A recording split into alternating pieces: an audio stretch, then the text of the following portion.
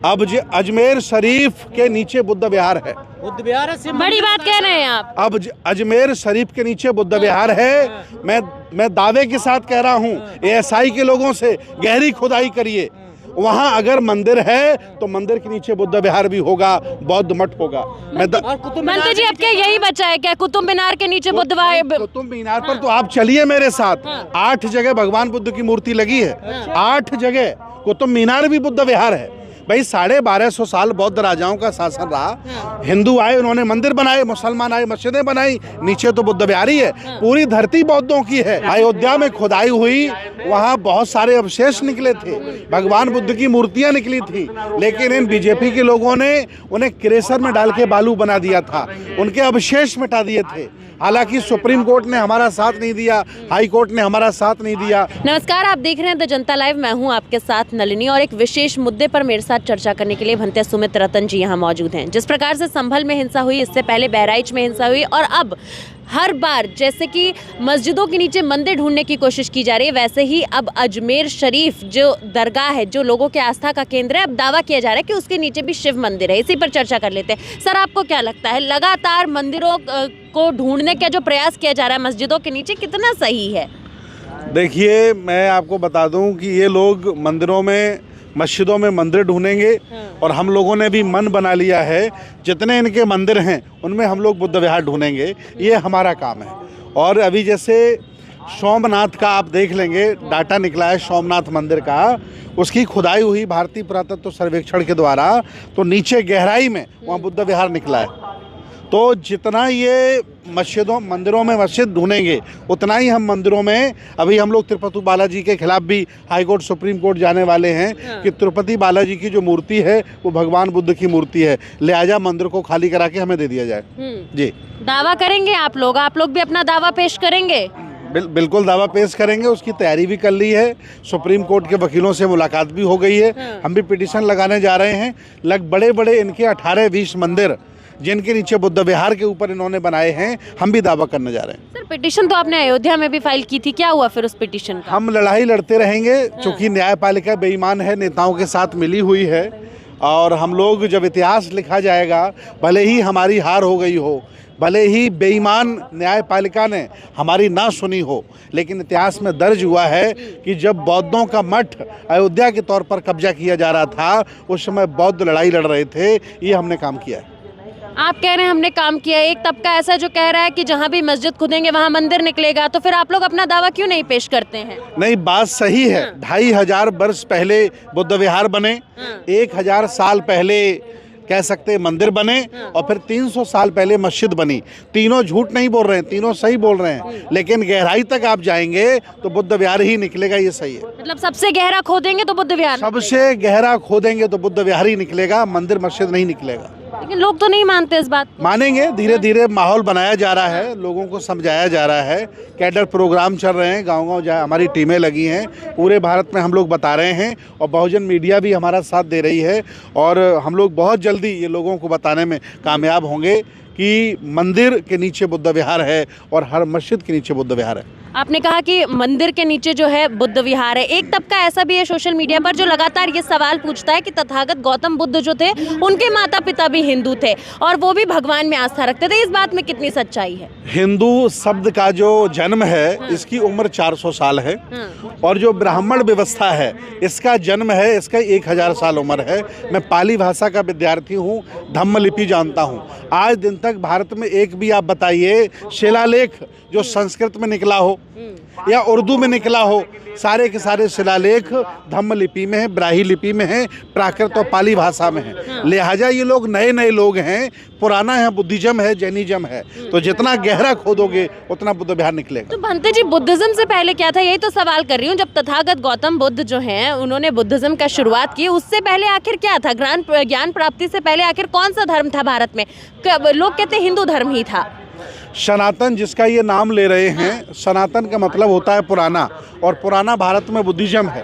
वर्तमान में जो ये जो सनातन सनातन चिल्ला रहे हैं, ये पहले हिंदू हिंदू चिल्लाते थे। जब लोगों को पता चल गया कि हिंदू शब्द पुराना नहीं है, हिंदू धर्म पुराना नहीं, तो ये सनातन पर आ गए हैं। लेकिन मैं दावे के साथ कह रहा हूँ कि सनातन भी लेना ये भूल जाएंगे। अब हम लोगों ने बता दिया है कि सनातन का मतलब प्राचीन होता है, ब्राह्मण व्यवस्था नहीं है।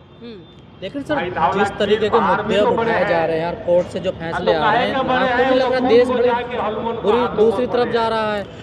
देखिए, बीजेपी आ गई है और बीजेपी के हाथ में न्यायपालिका, मीडिया और बड़े बड़े अडानी, जैसे नरेंद्र मोदी जी का जो कोषाध्यक्ष है, बीजेपी पार्टी का जो कोषाध्यक्ष है, उनका नाम है अडानी।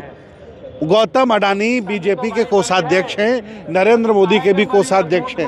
पूरी दुनिया में नरेंद्र मोदी पर रोक लगाई जा रही है, उनके खिलाफ चार्ज लगाए जा रहे हैं, लेकिन भाजपा उनका नाम लेने को तैयार नहीं है। नहीं, देश को दंगे में नहीं झोंका जा रहा? बिल्कुल दंगे में झोंका जा रहा है। बीजेपी की पाठशाला में यही सिखाया जाता है, बीजेपी वही काम कर रही है, और बीजेपी को मौका मिलेगा तो और दंगा में झोंकेंगे।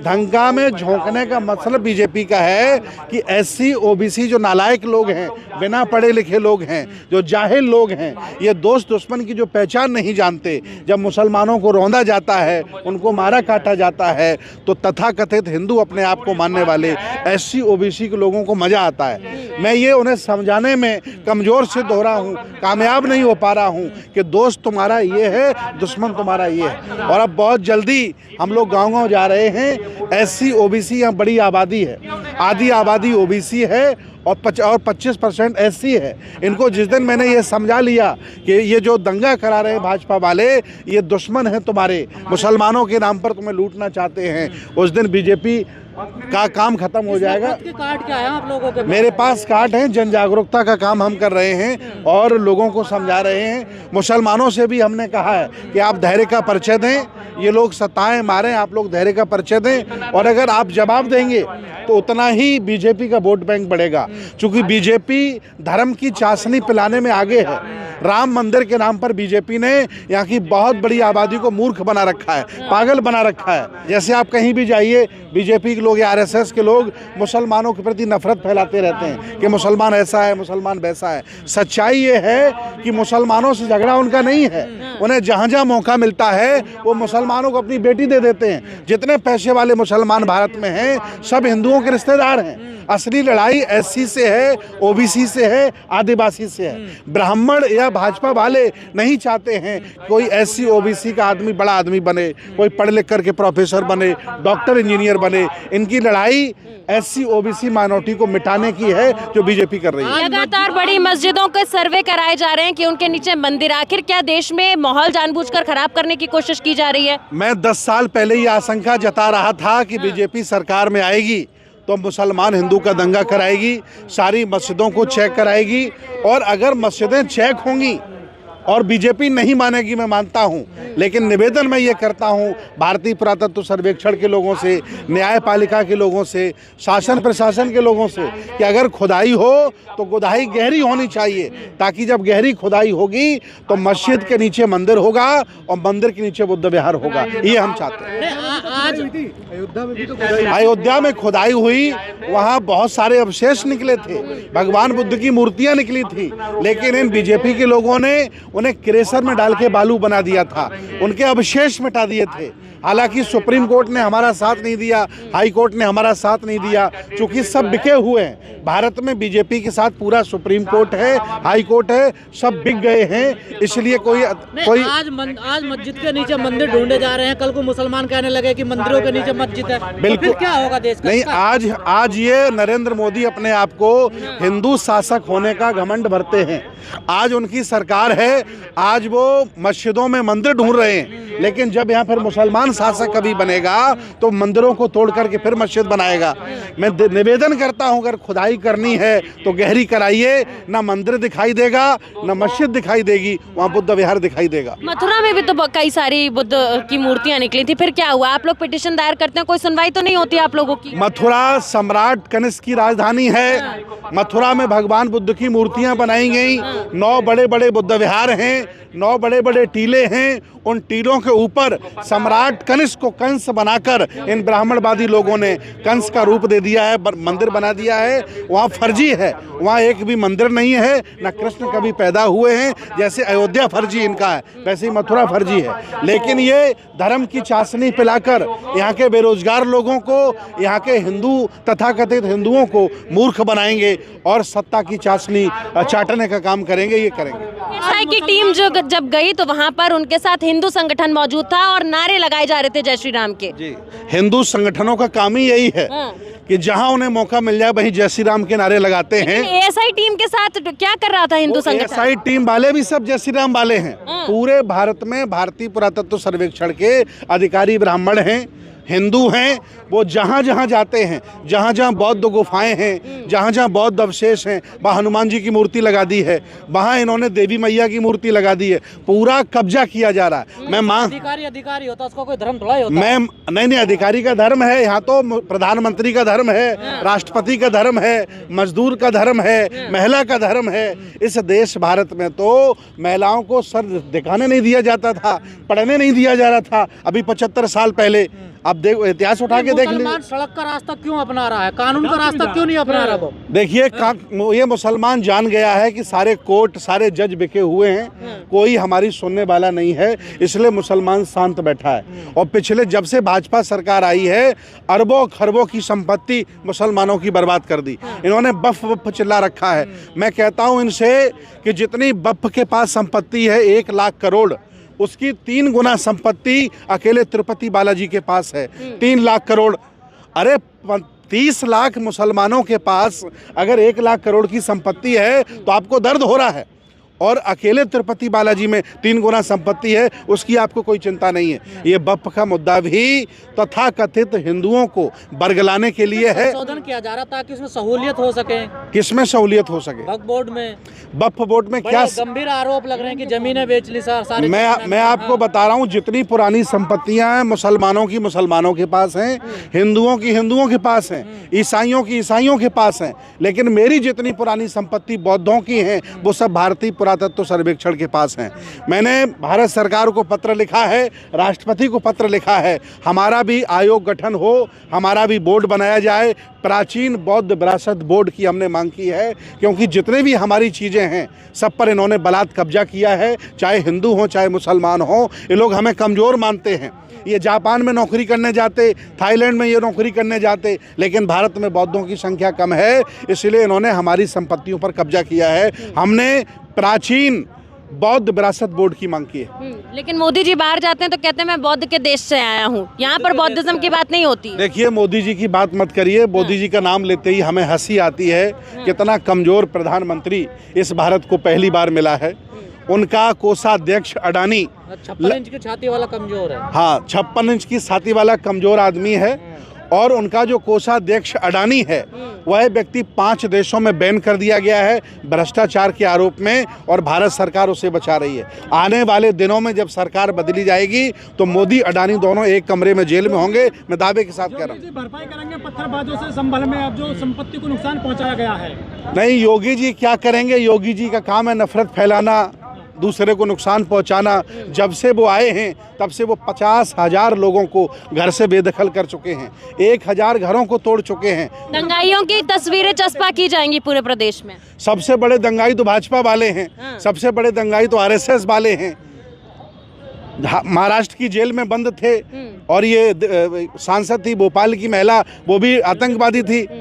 प्रज्ञा ठाकुर, जाने कितने लोग आतंकवादी हैं। लेकिन ईमानदारी से जांच हो जाए सीबीआई एनआईए द्वारा तो 1 लाख से ज्यादा आतंकवादी अकेले आरएसएस में निकल आएंगे। लेकिन मोहन भागवत तो कह रहे हैं कि बार बार मस्जिदों के नीचे मंदिर ढूंढना बंद कर दीजिए, शिवलिंग ढूंढना बंद कर दीजिए। अच्छी बात कह रहे हैं। नहीं, मोहन भागवत पढ़े लिखे हैं, उन्होंने इतिहास पढ़ा है। 1250 साल यहाँ बौद्ध दर्शन रहा है, बौद्धों का शासन रहा है। यहाँ जहाँ जाओ वहाँ बुद्ध विहार हैं, बौद्ध मंदिर हैं। अगर गहरी खुदाई होगी तो एक्सपोज हो जाएंगे हिंदू, एक्सपोज हो जाएंगे मुसलमान, वहाँ बुद्ध की मूर्ति निकलेंगी। इसलिए वो लोगों को मना कर रहे हैं कि गहरी खुदाई मत कराइए। वो समझदारी का परिचय तो दोनों ने किया है, दोनों ही लुटेरे हैं। हिंदुओं ने भी जब जब इन्हें मौका मिला तब तब इन्होंने खून पिया है लोगों का, और मुसलमान भी लुटेरे हैं। इन्हें जब जब मौका मिला है तब तब इन्होंने खून पिया है, निरीह लोगों को मारा है, सताया है। बौद्धों ने कभी किसी को न सताया है न मारा है। मेरी संपत्ति पर बलात् कब्जा दोनों ने किया है, और दोनों से जब तक हम बेदखल नहीं अपनी संपत्ति करा लेते, प्राप्त नहीं कर लेते, तब तक ये आंदोलन रुकने वाला नहीं है। आसान होगा क्या? नहीं होगा, क्यों नहीं होगा। लोगों, ये भारत बौद्धमय था, यहाँ का हर व्यक्ति बौद्धमय था। आज वैचारिक बदल गया है। हम लोगों ने शुरू कर दिया है काम। आने वाले 5 साल में यहाँ 80% आबादी बौद्धों की होगी, और बौद्धों के सारे हक अधिकारों पर कब्जा होगा। अजमेर शरीफ का क्या होगा अब अजमेर शरीफ के नीचे बुद्ध विहार है। बुद्ध विहार है, बड़ी बात कह रहे हैं आप। अब अजमेर शरीफ के नीचे बुद्ध विहार है। मैं दावे के साथ कह रहा हूँ, ASI के लोगों से गहरी खुदाई करिए। वहाँ अगर मंदिर है तो मंदिर के नीचे बुद्ध विहार भी होगा, बौद्ध मठ होगा। मंत्री जी, अब क्या यही बचा है क्या? कुतुब मीनार के नीचे बुद्ध विहार? कुतुब मीनार पर तो आप चलिए मेरे साथ। 8 जगह भगवान बुद्ध की मूर्ति लगी है, 8 जगह। कुतुब मीनार भी बुद्ध विहार है। भाई 1250 साल बौद्ध राजाओं का शासन रहा। हिंदू आए, उन्होंने मंदिर बनाए, मुसलमान आए, मस्जिदें बनाई। नीचे तो बुद्ध विहार ही है। पूरी धरती बौद्धों की है। यहाँ जितने भी SC OBC की जाति के लोग हैं, सब यहाँ के पुराने शासक हैं। मेरी जमीन पर दोनों ने बलात् कब्जा किया है। लेकिन अब क्या देश में यही मुद्दे बचे हैं कि मस्जिद के नीचे मंदिर ढूंढा जाए? आप लोग मंदिर के नीचे बुद्ध विहार ढूंढेंगे, विकास पे बात नहीं होगी, रोजगार पे बात नहीं होगी, महंगाई पे बात नहीं होगी देश में क्या? संविधान बन गया है, ये सारे मुद्दे जीरो हो गए हैं। मुसलमानों के पास मस्जिद है, मंदिर हिंदुओं के पास है। लेकिन जब ये मुद्दे गड्ढे खोदना चाह रहे हैं, तो मैं भी ये कह रहा हूँ खुदाई हो तो गहरी हो, ताकि बुद्ध विहार भी हमारा निकल आए। मैंने तो ये मांग नहीं की खुदाई करने की। मेरे पास जो हमने स्वीकार कर लिया, भारतीय पुरातत्व सर्वेक्षण ने हमारी संपत्ति पर कब्जा कर लिया, हमने स्वीकार कर लिया। लेकिन अगर खुदाई करना है तो गहरी करिए, ताकि मेरा बौद्ध मठ भी निकले। बहुत कह रहे हैं कि प्राण प्रतिष्ठा की जाएगी संभल मस्जिद में सर। धीरेन्द्र शास्त्री, देखिए, जो कपिल शर्मा शो का कार्य है वही धीरेन्द्र शास्त्री का कार्य है। उसकी बातों को सुनिए, आपको बड़ा हंसी आएगी। मैं निवेदन करता हूं बहुजन समाज के लोगों से कि जब तनाव हो, परेशानी हो, तो मोदी का भाषण और धीरेन्द्र शास्त्री का सुनते रहिए, पूरा आनंद आता रहेगा। घर वापसी करा रहे हैं ये लोग कॉमेडी मैन हैं। इनका कुछ जमीन पर नहीं है। झूठ बोलना, लोगों को मूर्ख बनाना, ये इनका पेशा है।